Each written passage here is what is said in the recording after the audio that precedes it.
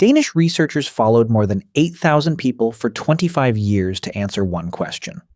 Which sport actually buys you the most extra years of life? The winner beat the bottom of the list by more than 8 years. Same effort, same commitment, wildly different payoff.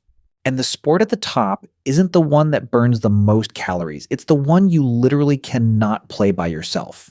We're counting all 8 down from last place to first. And then there's a 9th sport that wasn't even in the study because back in 1991, almost nobody in America was playing it.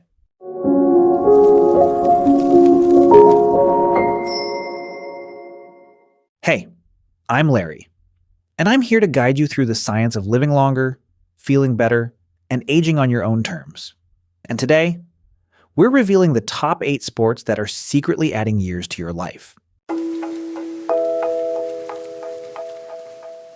Most of us assume the answer here is obvious. You pick something hard and solitary: the treadmill, the lap pool, the long ride on Saturday morning. And sure, every single one of those beats sitting on the couch. But in 1991, a research team in Copenhagen started tracking 8,577 adults. They asked each person exactly which sport they played in their free time, and then they simply waited. 25 years later, they went back and counted who was still alive. The gap between the top sport and the bottom one came out to 8.2 years.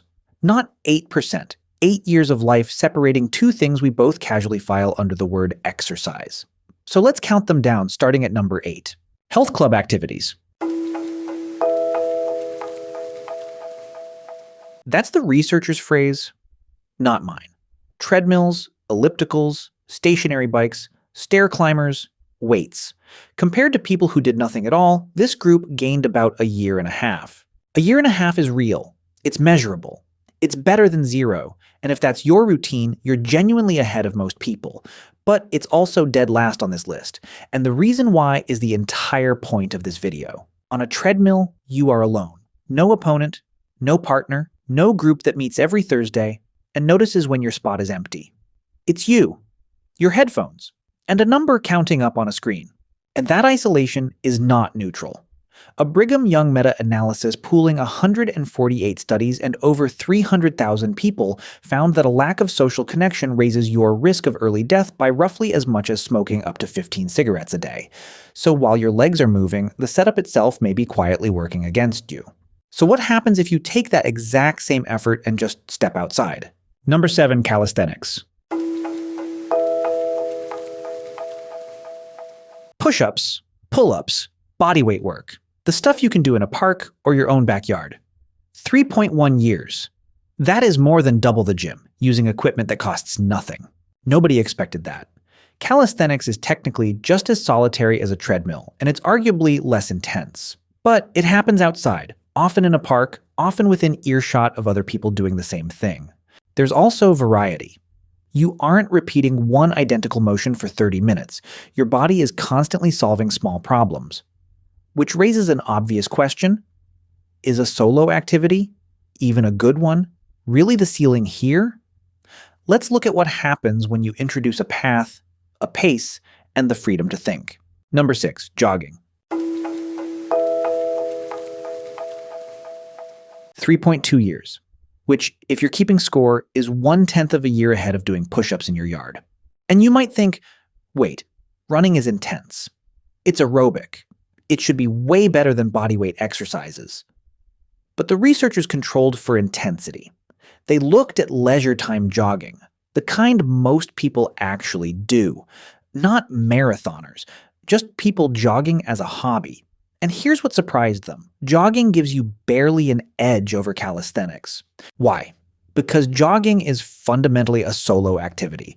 Yes, you might run with a friend sometimes, or run in a park where people see you, but you're not playing with anyone. You're not dependent on someone else's skill, their presence, their willingness to show up. If your running partner cancels, you still go. Number 5, swimming. At number 5, swimming added 3.4 years, barely higher than jogging. It's a beautiful, low-impact, full-body workout. Excellent for aging joints. But here's what's interesting. It ranks higher even though on the surface it seems just as solitary. Why? Because swimming often happens at a pool with other people around.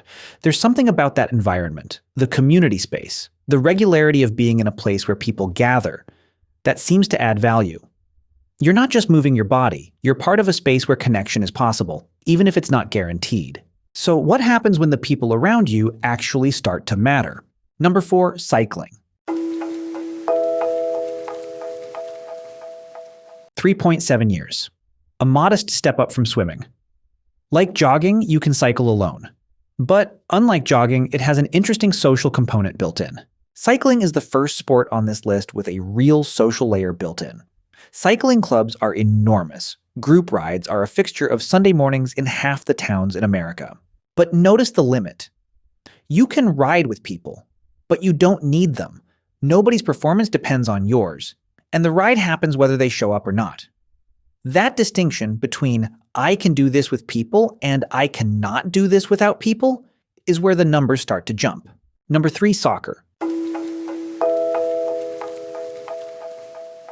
4.7 years. That's a 27% jump from cycling, and it's the first time the ranking stops behaving like a fitness chart. Because soccer isn't more aerobic than cycling, what it has is 10 other people who noticed you weren't at the last game. Your performance affects theirs affects yours, and the whole thing collapses if people stop showing up. That's obligation, and obligation is a much better motivator than discipline. Discipline gets you through February. Obligation gets you through 30 years. And yet soccer isn't the winner. 2 racket sports beat it, and they beat it badly. Number 2, badminton. 6.2 years. 32% more than soccer. From a sport most Americans associate with a sagging net at a backyard barbecue. You are not sprinting the length of a field. You are not colliding with anybody. So why does the gentler sport beat the brutal one by a year and a half? Because badminton demands direct, continuous attention to one specific human being. You're reading their shoulders, their weight, their tendency to go cross-court under pressure. Every single point is a small negotiation between 2 people trying to outthink each other. And you can keep doing it for decades, because it's low impact on the joints and high engagement everywhere else, which sets up the number 1 spot. And the gap there is not subtle. Number 1, tennis, 9.7 years. Let me put that next to number 2, badminton, 6.2. Tennis, 9.7. A 3.5-year gap between 2 sports that look nearly identical from a distance. Tennis stacks 4 things at once. Short explosive bursts followed by recovery, which is the interval pattern the heart responds to best. Constant tactical thinking, because you're planning 3 shots ahead while your opponent is doing the same to you. Third, the social architecture is not optional. You cannot play tennis alone. There is a person on the other side of that net who cleared their Tuesday evening specifically for you. And fourth, you can do it at 25, at 65, and at 85 on the same knees. Now, the honest caveat, because you deserve it. This is an observational study, so it can't prove tennis caused those years. The authors flagged it themselves. Tennis players in the sample were also more likely to have a university degree and better self-rated health to begin with. But the shape of the pattern still holds. The 4 sports at the top all require another person, and the 4 at the bottom all let you skip them. That's the finding the researchers said deserves a closer look, and it's exactly why there's a 9th sport we need to talk about. Pickleball wasn't in the Copenhagen study, and it couldn't have been. In 1991, it barely existed outside a few backyards in Washington state. Today, 24.3 million Americans played it in a single year, according to the Sports and Fitness Industry Association. That's up 172% in 3 years, the fastest growing sport in the country. And the infrastructure went with it. The National Court Database now lists 82,613 courts across more than 18,000 locations. In one recent year alone, 14,000 new courts came online. That's about 39 a day, every day. Here's why I think it matters for this ranking specifically. Pickleball takes the exact structure that put tennis at number 1. A partner across the net, real-time reading of another person, a court you show up to on a schedule. And it deletes the barrier to entry. Smaller court, lighter paddle, slower ball, underhand serve. The research is young, but it's pointing the same direction. A 2024 scoping review in the Journal of Physical Activity and Health found consistent gains in social connection and psychological well-being among players.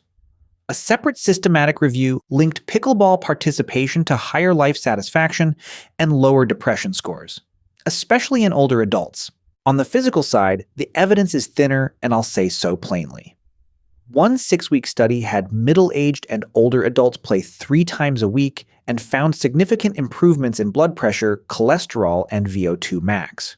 But that study had 15 participants, which is a promising signal, not a proof. So I'm not going to tell you pickleball beats tennis. Nobody has run that study. What I'll say is this. The Copenhagen data suggests the sport you'll still be playing in 20 years matters more than the sport with the highest heart rate, and pickleball is very, very good at keeping people coming back. So here's my question for you, and I genuinely want to know, are you a pickleball player? Have you tried it? Or are you one of those people who's heard about it but thinks it's not a real sport? Drop a comment below. Let's see how many people are already playing and how many are on the sidelines thinking about trying it. Because if we get enough comments, I'll do a full deep dive video on pickleball. Where to start, how to find courts near you, what gear you actually need, and how to get past that first week nervousness. The data suggests it might be worth your time. So let's pull the whole thing together, because the takeaway is simpler than the ranking makes it look. The 3 sports at the top, tennis, badminton, soccer, all put another human being into the equation. The 5 at the bottom, cycling, swimming, jogging, calisthenics, the gym, all let you quietly disappear without anyone noticing. That is the single line running through the entire list, and it tracks almost perfectly with the years gained. So here's what I'd actually do with this.